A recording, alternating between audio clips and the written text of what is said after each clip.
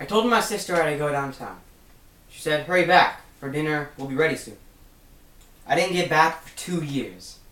That was written by 15-year-old Elijah Stockwell. Elijah and his sister, just like many others, were heavily affected by this terribly bloody war.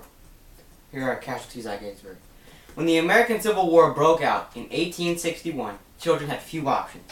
They could either join the war and fight alongside their fathers and brothers, or they can stay at home and have twice, if not 3 times, the amount of responsibilities. There was only one problem with joining the war at such a young age. There were age limits. You had to be at least 18 years old to join the war as a soldier, and at least 16 years old to join as a musician. Even though these laws were in order, most of these children just threw that out the window and joined anyway. The officers who assigned them obviously knew that they were not the age that they were supposed to be, but often turned a blind eye. There are 2 main roles that children in the American Civil War filled: soldiers and musicians, like shown here. There are many others, but these are the 2 main ones. Musicians, like these shown here, were supposed to learn, or they did learn, up to 40 different beats and chords to direct orders and communicate with other soldiers during battle. In theory, musicians weren't supposed to fight. They were supposed to direct orders. But once the battle actually started, many musicians grabbed weapons to defend themselves or save others.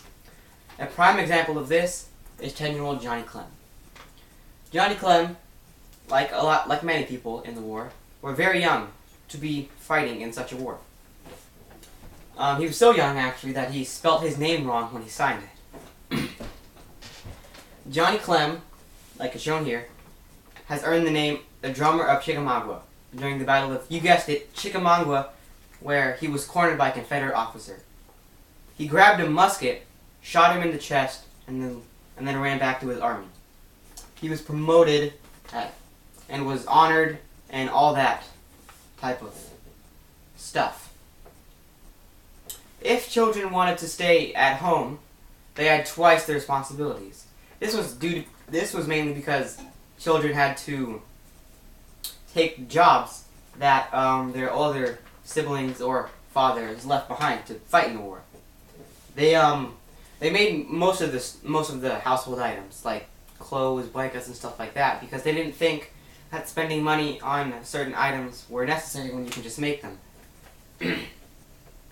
They would, if they could go to school, they would take them or their younger sibling to school, like this one shown here, and they would learn about the war that was happening in real time.